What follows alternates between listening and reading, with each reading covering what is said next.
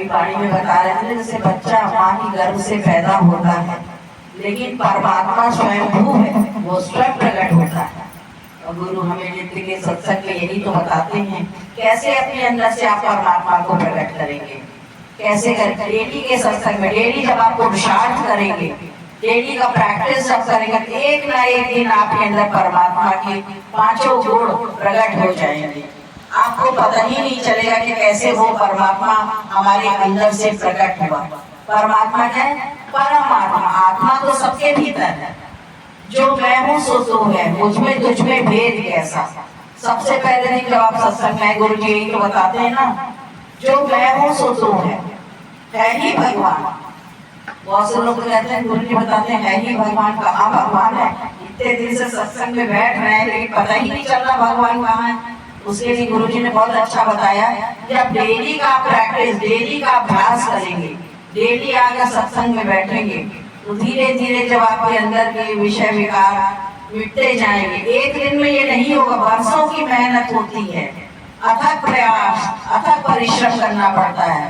कहते नहीं गुरु ने हमेशा खुद को जो मिटाया तूने फिर हमें बनाया है, आज हम सबके दिल में तू ही तू समाया है। सच में गुरु ने इतना मेहनत, इतना परिश्रम किया है, तब आज इस लेवल पर पहुंचे हैं। या हम लोग इतनी मेहनत कर रहे हैं, अपने अंदर देखें, एक दिन जाएंगे 4 दिन गैप हो जाएगा।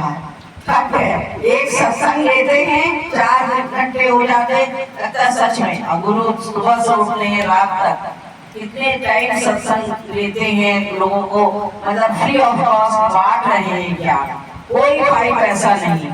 वहाँ आप जाइए, कहीं कोई चढ़ावा, कहीं कुछ माला फूल, मंदिर में हम जाते हैं। एक बात मुझे बहुत अच्छी लगी थी सत्संग में, किसी ने बताया था, गुरु जी ने भी शायद बताया था, कि मतलब जैसे हम लोग शुरू में सभी लोग मंदिर जाते हैं, हम भी जाते हैं, सब जाते हैं मंदिर में, भगवान की प्रार्थना, उनसे मांगने का भाव रखते हैं ना, कि ईश्वर मेरी ये मुराद पूरी कर दीजिए, बस यही तो। लेकिन इस सत्संग में आते हैं हम लोग कुछ मांगते हैं? कुछ नहीं, बस शांत भाव से आके बैठ के सुनते हैं। और घर जाते हैं तो उस वाणी को, कभी भी जब जीवन में हमारे कुछ कठिन परिस्थिति आती है तो हमेशा मुझे देखो गुरु जी ने ये कहा था, ये बात एकदम सच है। लेकिन मंदिर में जब हम जाते हैं तो हमें केवल उतनी देर में शांति मिलती है। इच्छाएं अनंत हैं, जितनी इच्छाएं हम रखेंगे, मन मेरा उतना ही चिंतित, परेशान और टेंशन में होगा। इच्छाओं का अगर अंत कर देंगे, संतोष, कहते हैं संतोष धन सबसे बड़ा धन है। जब हमारे मन में संतोष आ जाएगा, इच्छाएं सभी समाप्त हो जाएंगी। और इस दर पे वही लोग आ पाते हैं। मतलब बहुतों का अनुभव भी सुना हमने, कि जो लोग शुरू में देखे मंदिर गए, पूजा पाठ के, भगवान के निकट पहुंचना चाहे, भगवान उसको कोई ना कोई रास्ता पकड़ा देता है। कहते नहीं परमात्मा तक पहुंचने का मार्ग कौन बताता है? गुरु बताता है। आप मंदिर में जाके पूजा करने बैठते हैं, डेली जाते हैं, बैठते सभी लोग जाते होंगे, बैठते हैं तो भगवान ही कहता है कि हम तक अगर पहुंचना है तो पहले गुरु का सानिध्य बहुत जरूरी है। गुरु के पास, गुरु गोविंद दो खड़े काके लागो पाए, बलिहारी गुरु आपने गोविंद दियो बताया। गोविंद तक पहुंचने का मार्ग, ईश्वर तक पहुंचने का मार्ग हमें गुरु ही बताता है। हम चाहे डेली मंदिर में बैठकर भगवान को प्राप्त कर ले तो यह असंभव है। संभव वहीं पर है जब हम गुरु दरबार में जाते हैं। कहते नहीं गुरु तेरे दरबार में आते आते मैंने क्या चीज प्राप्त कर ली, पता ही नहीं चला। तेरे दरबार आते आते मैंने वो चीज हासिल करी है कि मतलब वो दुनिया के किसी भी कोने में नहीं मिलती। घर में रहिए वही टेंशन, डिप्रेशन, वही किचकिच वही सब चलता है। सच में अभी भैया जैसे बता रहे थे ना, नियम वाली बात तो बिल्कुल फैक्ट है। अगर किसी भी चीज का आप नियम बनाएंगे तो मंजिल जरूर प्राप्त होगी।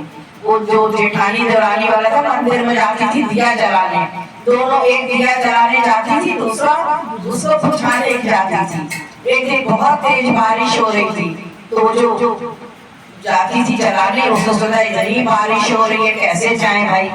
और दूसरी वाली जो बुझाने जाती थी हो गई तो भगवान प्रकट हो गया, क्योंकि उसने नियम का पालन किया।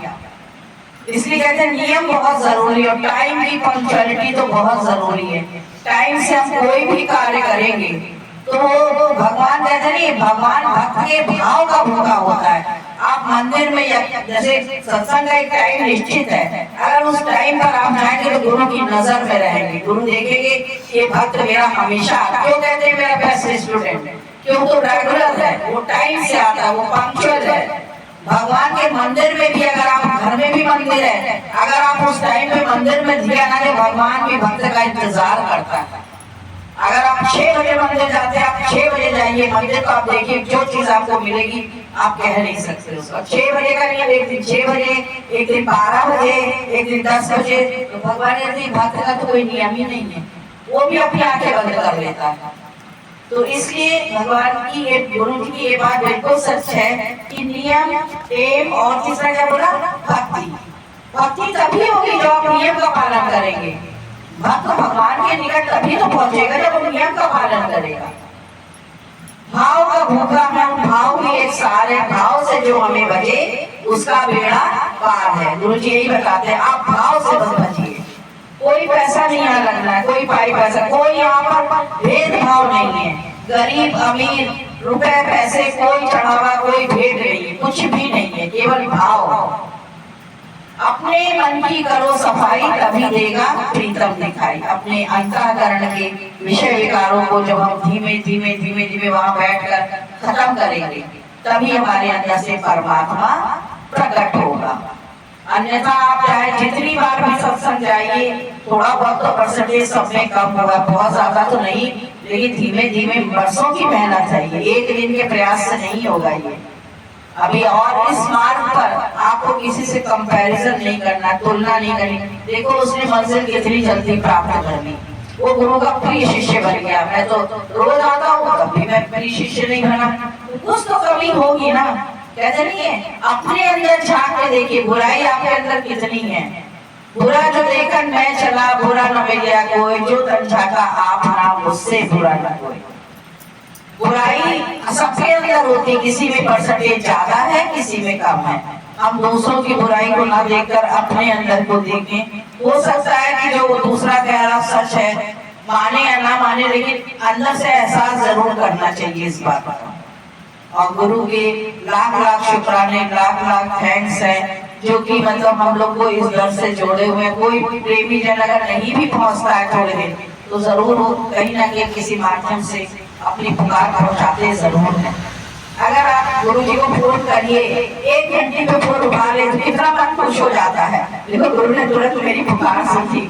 कल ही हमारा ऐसा हुआ कि मतलब किसी का फोन नंबर नहीं था मेरे पास, हमने गुरु जी को फोन किया, 1 घंटी पूरी नहीं गई, गुरु जी ने उठा लिया। इतने खुश हुए हमने कहा देखो कहाँ भटक रहे थे उस नंबर के लिए, फिर गुरु जी ने तुरंत उठा के फोन नंबर बताया। और वो सज्जन आए भी, वो खुद भी कह रहे थे, मुझे डर लगा कि भैया गुरु जी से नंबर लिया गया, नहीं पहुंचेंगे। गुरु जी क्या सोच, मतलब कुछ ना कुछ हमको भय था, कहते भय में हो ना प्लीज। एक डर भी इस मार्ग पर बहुत जरूरी है, डर भी। और अपने से बच्चे हैं, बच्चे को भी, बच्चे के मन में भी माँ बाप के प्रति थोड़ा डर जरूर होना चाहिए। भय, जहाँ भय नहीं वहाँ प्रेम हो ही नहीं सकता।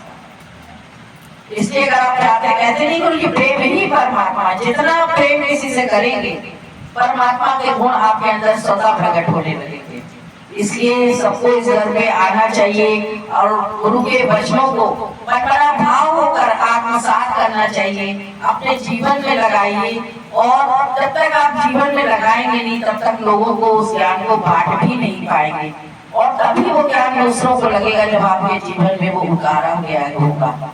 इसलिए पहले अप्लाई करिए, फिर सप्लाई करिए। हरिओम।